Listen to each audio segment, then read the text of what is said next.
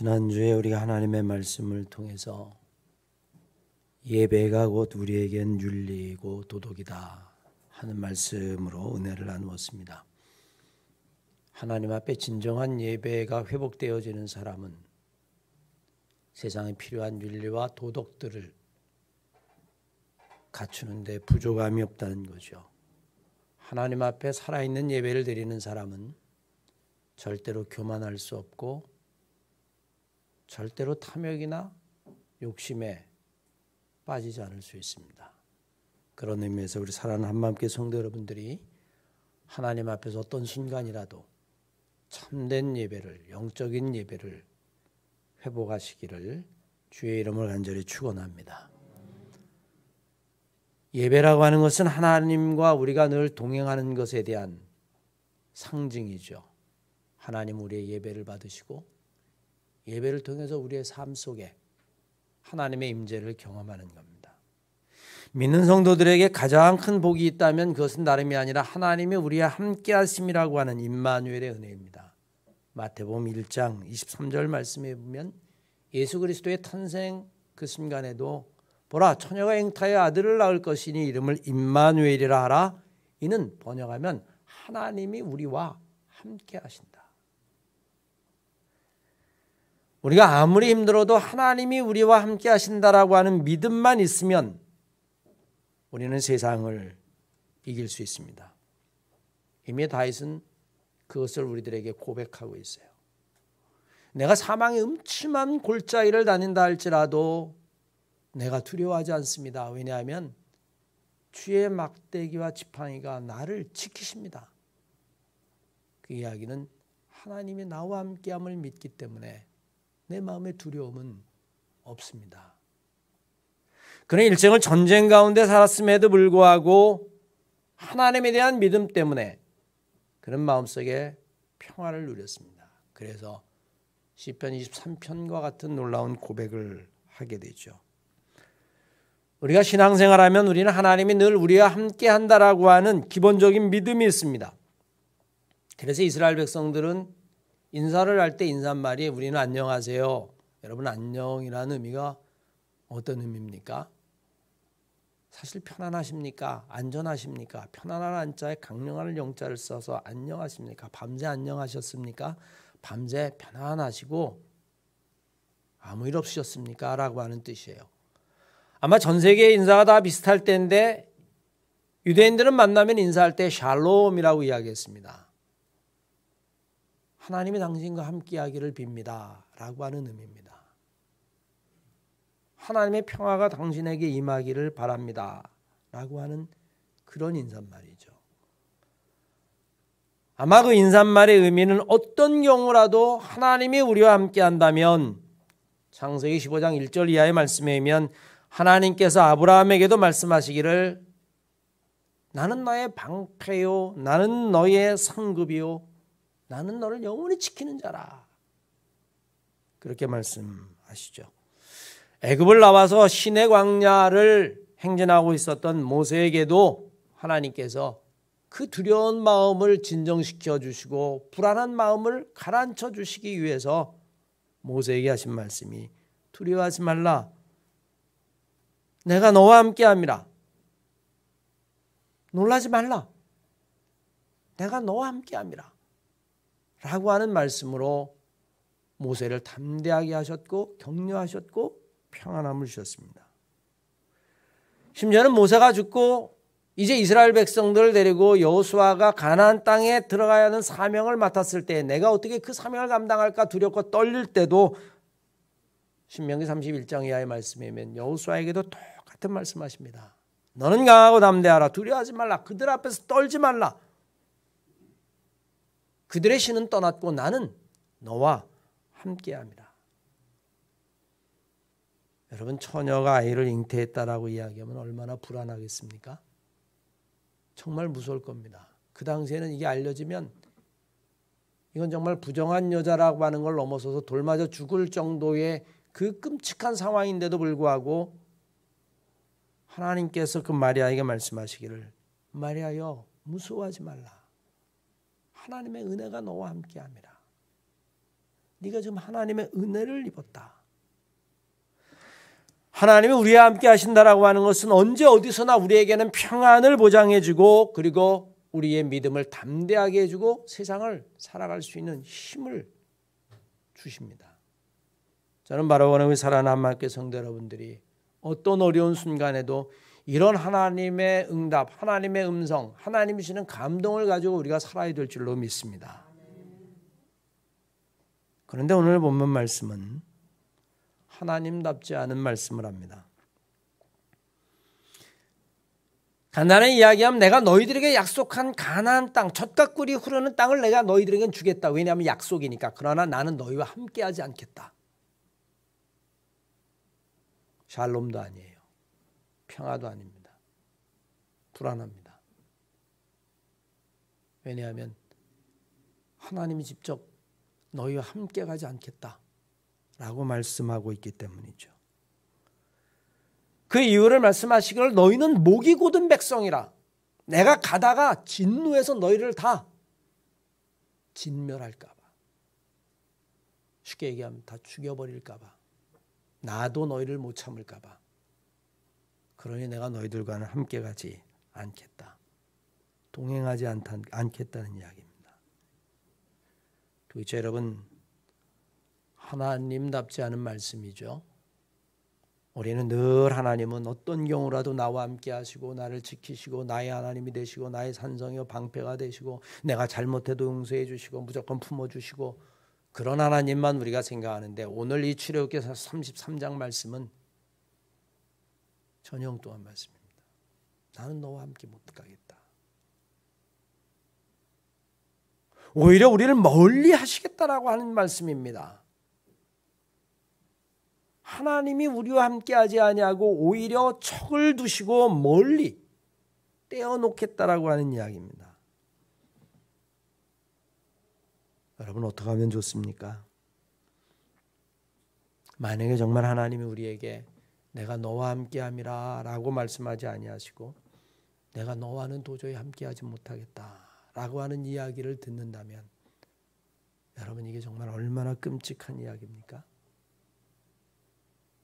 하나님과 우리 사이의 거리 여러분 한번 생각해 보십시오. 정말 난 하나님과 늘 가까운가? 아니 하나님은 나와 함께 하시는가? 아니면 하나님이 나를 멀리하는가? 아니면 내가 하나님을 멀리하는가? 하나님으로부터 멀어진 사람은 필연적으로 두렵고 무섭고 그러면 불안할 수밖에 없습니다.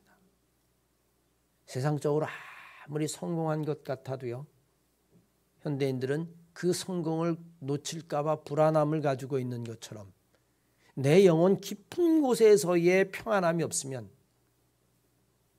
아무리 성공해도 불안해요. 추락할까 봐 불안하고 이 성공을 놓칠까 봐 불안하고 가진 것을 잃을까 봐 불안하고 갑자기 나에게 안 좋은 일이 생길까 봐 불안하고 그래서 인간은 어쩌면 불안의 존재인지도 모릅니다. 시편 22편 이하의 말씀에 있으면 시편 기자는 그래서 이렇게 기도했어요. 하나님 제발 나를 멀리하지 마옵소서. 내게 환난이 다가오고 있는데 나를 도울 자가 없나이다. 여호와여 나를 버리지 마소서. 하나님이여 제발 나를 멀리하지 마소서. 시편 71편 12절 이하의 말씀이면 하나님이여 나를 멀리하지 마시고 나를 떠나지 마시고 나를 지금 속히 도우소서. 하나님답지 않은 말씀. 오늘 본문 말씀은 여러분 그러면 왜 하나님이 이스라엘 백성 그들에게 너희만 가나안 땅 젖과 꿀이 흐르는 땅으로 올라가라. 약속한 것이니 지키겠지만 가지 않겠다라고 이야기했을까요? 그 이유가 뭘까요? 우리는 여러분 성경을 통해서 분명히 오늘의 본문을 통해서 그 이유를 알고 하나님이 우리와 함께하지 않겠다라고 하는 그런 이야기를 듣는 백성이 아니라 어떤 순간에도 하나님이 내가 너를 버리지 않겠다. 내가 너와 함께합니다. 두려워하지 말아라. 그런 음성을 듣는 백성이 되어야 될 줄로 믿습니다. 그럼 여러분 이유가 뭘까요? 먼저 이스라엘 백성들이 우상을 숭배하기 때문에 그렇습니다.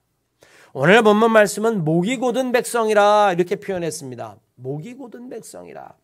하나님을 찬양하지 아니하고 하나님을 경배하지 아니할 뿐더러 그들의 마음속에 있는 것들, 이미 이 이야기는 이스라엘 백성들의 황금 송아지를 섬겼던 것을 염두에 두고 하는 이야기죠. 그 당시에는 황금 송아지, 그들에겐 그것이 우상이 돼서 이 황금 송아지가 우리를 애굽에서 인도해냈다, 그것을 절하고 하나님에게서 멀어졌어요.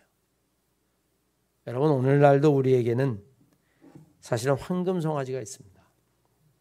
우리에게는 알고 보면 많은 하나님을 대신하는 것들이 너무 많아요. 세상의 쾌락과 즐거움도 그렇고요, 명예도 그렇고요, 권력도 그렇고요, 무엇보다도 말할 것도 없이 돈이 그렇고요. 돈이 중합니까? 재물이 중합니까? 하나님이 중합니까? 라고 이야기하면 우리는 하나님이 훨씬 소중하죠. 그런데 우리의 삶 속에서는 그렇지 않은 경우들이 훨씬 더 많습니다.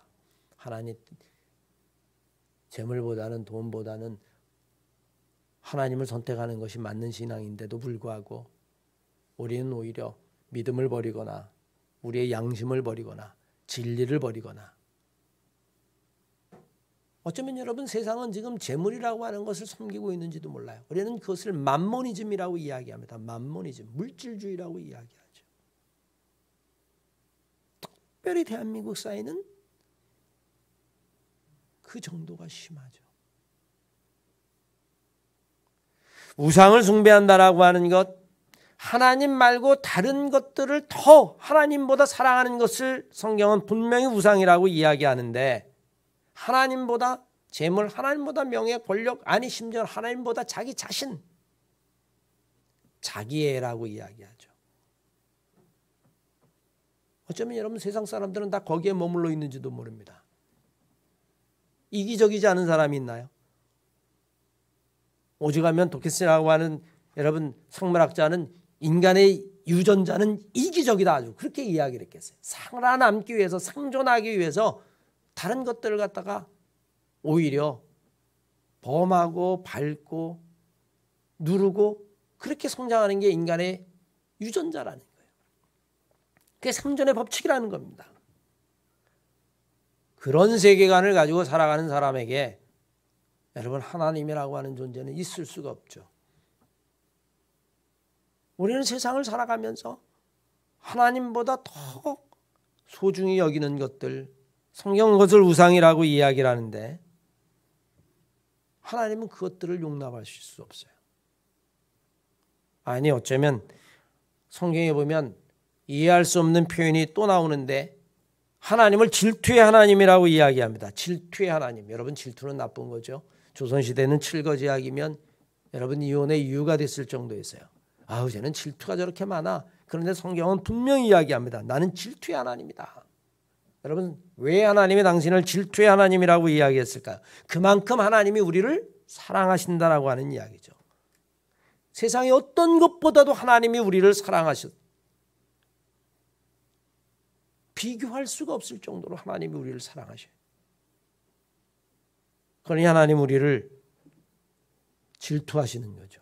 출애굽기 20장 5절 이하의 말씀에 의하면 그것들에게 절하지 말라, 그것들을 섬기지 말라, 나 하나님은 질투하는 하나님이라. 너희들이 나 말고 헛된 것들, 세상적인 것들, 없어질 것들, 이런 것들을 하나님인 줄 알고 우상인 줄 알고 섬기는 것을 나는 도저히 견딜 수가 없다.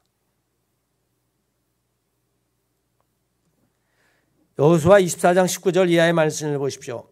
여호수아가 백성에게 이르되 너희가 여호와를 능히 섬기지 못할 것은 그는 거룩하신 하나님이요 그는 질투하시는 하나님이라. 그는 우리의 사랑을 다른 데 뺏기기를 원하지 않는 분이라. 그런데 여러분, 오늘날 우리는 세상을 하나님보다 더 사랑하고 물질을, 쾌락을, 즐거움을. 근데 여러분, 질투라는 것을 우리는 어떻게 이해해야 할까요? 하나님이 질투하신 하나님이다. 폴 리터라고 하는 신학자는 이것을 뭐라고 설명하냐면 이걸 관계적 유일성이라고 이야기했어요. 관계적 유일성. 세상에 있는 게 다 상대적인데 진리가 요즘은 다 상대적이라 그냥 나만 좋은 것이라고 우리가 우길 수 없고 입장을 바꿔놓고 이야기하면 당신도 진리고 나도 진리고 이게 그러면 일종의 상대주의인데 진리가 그런 것인데 그러나 유일하게 절대적인 것이 있다. 딱 하나가 있다. 그건 사랑의 관계이다. 여러분 그렇게 이야기했습니다. 여러분 그렇지 않습니까? 내가 사랑하는 사람이 다른 사람을 사랑한다고 생각해 보세요. 질투가 나죠. 그건 여러분 진정한 사랑이 아니죠. 참 사랑은 어쩔 수 없이 관계적 유일성을 가질 수밖에 없어요. 하나님이 우리를 가장 사랑하는데 그래서 이스라엘 백성들을 애굽에서 인도해낼 뿐만이 아니라 심지어는 예수 그리스도를 통해서 우리에게 생명의 길을 열었는데 우리가 그것도 바른 것이 아니라 헛된 것들을 송아지를 세워놓고 그것이 하나님이라고 이야기하니 하나님이 견딜 수 없는 거예요. 그 사랑 때문에. 하나님은 결코 우상과 함께 할 수 없을 뿐만 아니라 어둠과도 함께 할 수 없죠. 하나님은 빛이기 때문에 그렇습니다. 요한복음 3장 19절 이하의 말씀에 보면 세상에 빛이 왔는데 사람들이 악함으로 그 빛을 받아들이지 못했다. 여러분 그렇게 이야기합니다. 빛과 어둠이라고 하는 것은요. 공존하는 것 같지만 사실은 빛이 가면 어둠은 물러가게 되어 있습니다. 우리가 예배드린 이곳에도 여러분 이 빛이 꺼져 보셔요. 여기는 어둠밖에 남는 것이 없습니다. 그래 놀랍게도 우리가 불을 켜서 빛이 들어오면 어둠은 어디로 갔는지도 모르게 물러나갑니다. 여러분 그것이 세상 그리고 하나님 선과 악의 관계예요. 데살로니가전서 5장 5절 이하의 말씀에 의하면 하나님이 우리를 너희는 나 빛의 아들이요 낮의 아들이다. 빛과 낮의 아들이다. 결코 어둠이나 밤에 속하지 말아라.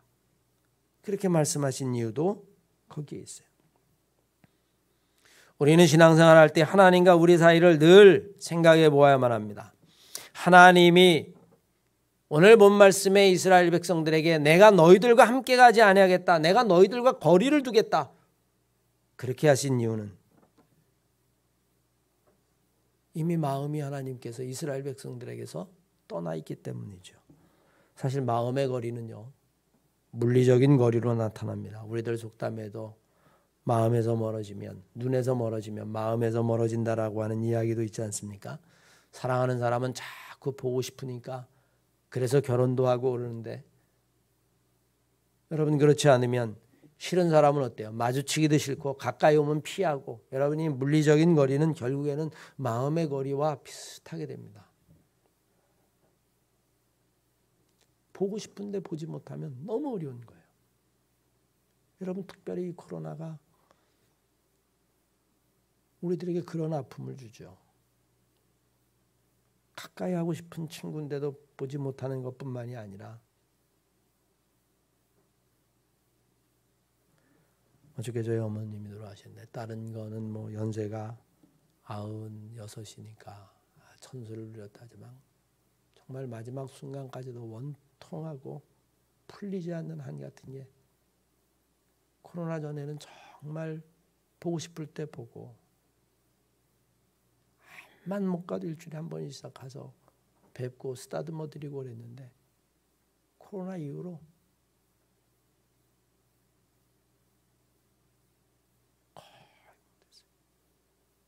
위독하다고 그래서 한 번 가고 어저께도 위독하다고 그래서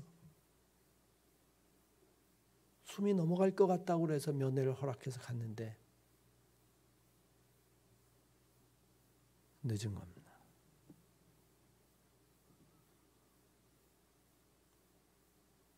마음의 거리는 여러분 결국에는 어쩌면 몸의 거리인지도 모릅니다.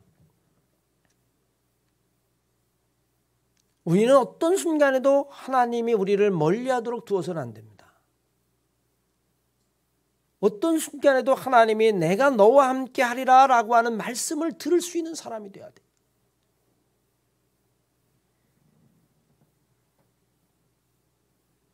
이스라엘 백성들 이제 하나님이 떠나는 것을 슬퍼했습니다.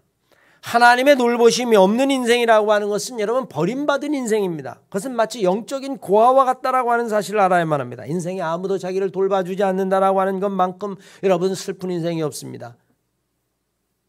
고독을 경험해 보지 않았기 때문에 나는 괜찮아 혼자 살 수 있어 라고 이야기하지만 세상에 어떤 존재도 혼자 살 수는 없어요.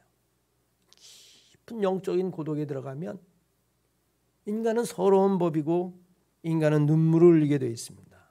그래서 성경 말씀에도 하나님이 나는 고아의 아버지, 고아의 하나님이고 나는 과부의 하나님이다 라고 말씀하신 이유가 그들은 아무도 돌봐주지 않기 때문에 내가 그들을 돌보아준다라고 하는 이야기입니다. 이제 하나님이 그러시면서 이스라엘 백성들에게 한 가지 제안을 하죠. 너에게 장진구를 떼어버려라. 그럼 내가 다시 한번 생각해 보겠다라고 이야기합니다. 아니, 같이 하지 않겠다라고 하시는 말씀도 이해할 수 없는데 오늘 느닷없이 왜 너희들 몸에서 장신구를 떼어버리라 라고 하는 말씀을 하실까요? 그리고 그러면 내가 다시 한번 생각해 보겠다.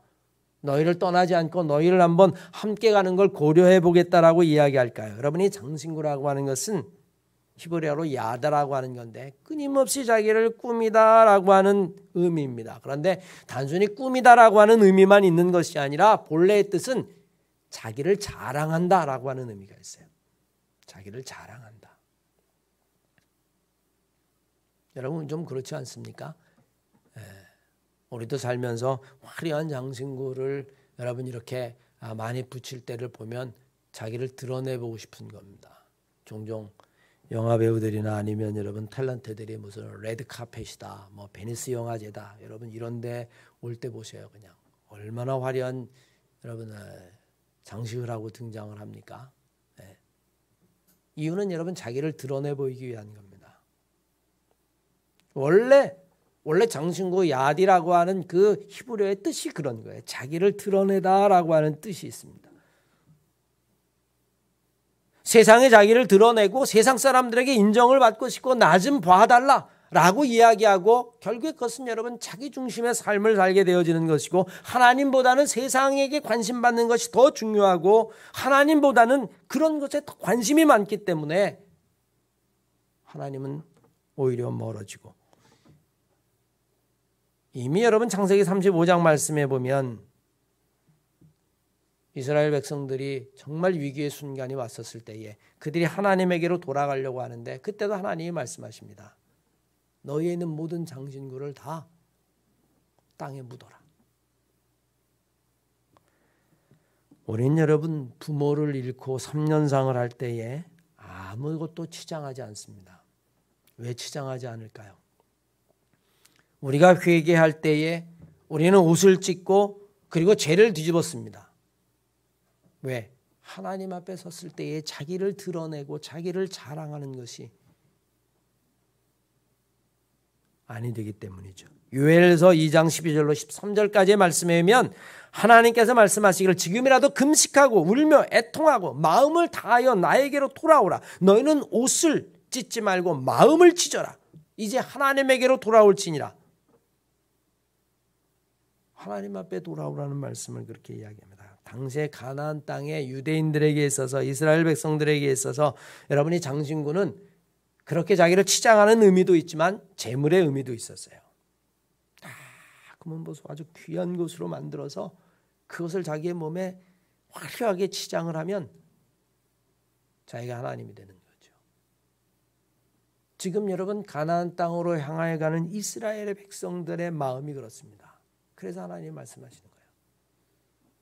내가 약속의 하나님이니 내가 너희들을 가나안 땅, 젖과 꿀이 흐르는 땅에는 보낸다. 그러나 너희들을 보니 나는 너희들과는 같이 못 간다. 가다가 내가 너희를 다 죽여버릴까 봐 나도 나가 걱정돼서 내와 같이 가지 않겠다. 그러나 너희들의 장신구를 다 떼어라. 그러면 내가 다시 한번 생각해 보겠다. 그러면 내가 너와 함께 하겠다.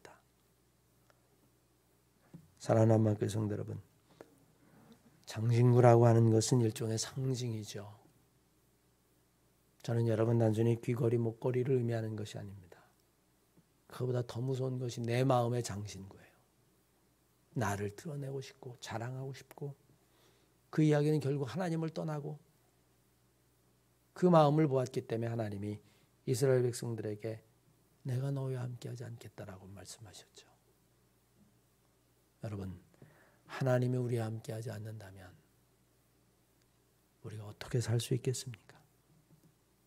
하나님이 우리와 함께하지 않는다면 우리는 그 두려움과 그 외로움을, 그 불안을 어떻게 이길 수 있겠어요? 그래서 요한 웨슬리가 세상에서 가장 좋은 것이 하나님이 우리를 떠나지 아니하고 함께 하시는 것이다. 왜? 그게 마음의 평안이고 기쁨이고 하나님이 우리를 기뻐하신다는 것이기 때문에. 우리 사랑하는 함께 성도 여러분들은 정말 일생을 살면서 늘 다른 것은 몰라도 하나님이 나를 멀리하지 않았으면 좋겠다. 하나님이 나를 떠나지 않으시고 하나님이 내가 아무리 초라해 보여도 아무리 마지막 순간에 있다 할지라도 하나님 우리는 버리지 않아요. 그러나 교만하고 오늘 본문 말씀 목이 곧고 돌이키지 아니하고 그러면 여러분 하나님이 우리를 떠나신다라고 이야기합니다. 저는 우리 한마음께 성도 여러분들이 어떤 순간에도 오늘 이스라엘 백성들에게 들은 이런 이야기를 듣는 것이 아니라 내가 절대로 너를 떠나지 아니하고 너와 함께 하겠다. 그런 말씀을 들으면서 일생을 신앙생활할 수 있는 성도들 다 되시기를 주의 이름으로 간절히 축원합니다.